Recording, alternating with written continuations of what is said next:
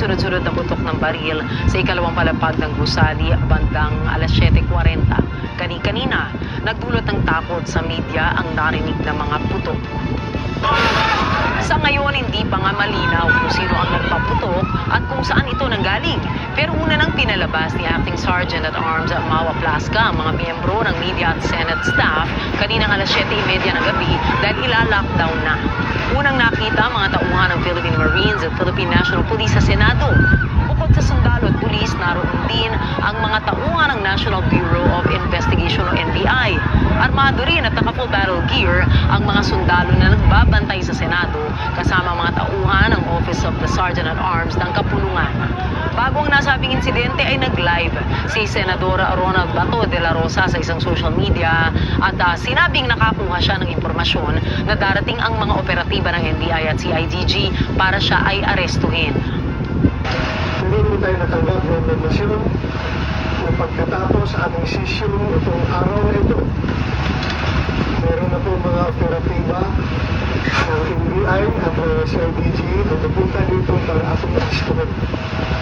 Ako po nanawagan sa inyo. Sana tulungan niyo ako. Kung tayong papayag na another Pilipino ay dadalhin sa dahig. Maya-maya nga ay nangyari na ang putukan na sinundan ng pagpatay ng ilaw sa loob ng gusali.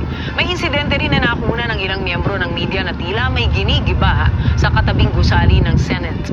Pagkatapos naman ng ilang sandali, dumating sa Senate premises si Interior Secretary John Vigramulya at itinanggi na mula sa mga pulis ang mga naganap na putukan. Agad itong dumiretso sa tanggapan ni Senate President Alan Peter Cayetano at nagkaroon ng closed-door meeting. Nabatid na mayroong mga tao na nais pumasok. So I'm just talking to everyone to tell you, one, thank you sa inyong prayers. Two, we're here. Most of the majority senators are here. Senator Bato, dun sa nagtanong, Julbert Urbista, si Sen Bato is secured, is okay. Aakyatin namin ni Secretary Mulya, hindi siya arrestuhin.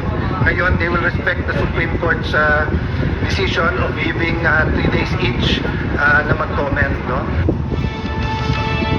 Kasabay nito, dumating din umano sa Senado ang ilang dokumento na sinasabing articles of impeachment naman laban kay Vice President Sara Duterte na galing sa Kamara.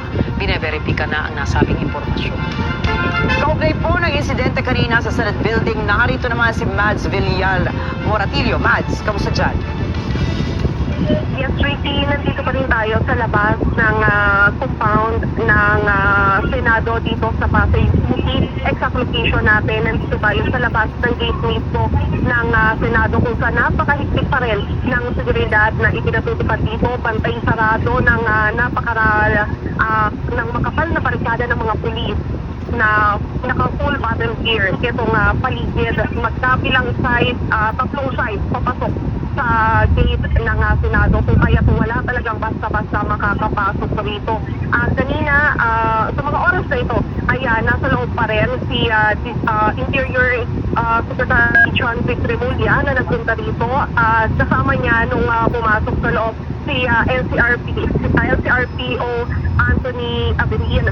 Dumating rin si PNP Chief Jose Melancio Nartates at nandoon din siya sa kasalukuyan sa loob ng gusali ng senador. Ang sabi ni Nartates, yung Office of the Senate Sergeant at Arms ng Senado ang nag-request mismo sa PNP na kung sa kanila in particular na magpunta rito. Ang sabi niya, may informasyon daw siya na patungkol nga daw sa nangyari kaninang putukan sa loob ng Senado, pero wala pa siyang masabi kung sino-sino dahil wala pa raw silang informasyon.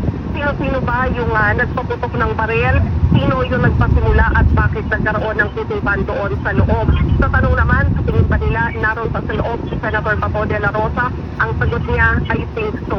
So sa ngayon, kanina lang, mga ilang minutos pa lang, bago tayo mag-report, pumasok na rin si DILG ang Undersecretary for Peace and Order, Nestor Sanares.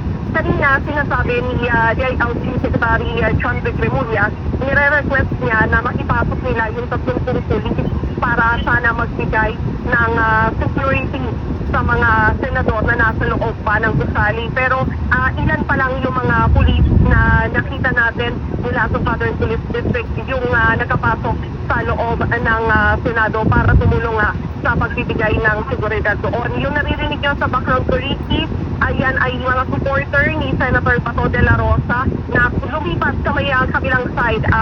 Kung yung mga nanonood sa atin ay familiar, nasa side sila, northbound side na sila na malapit sa may papunta ng GSIS.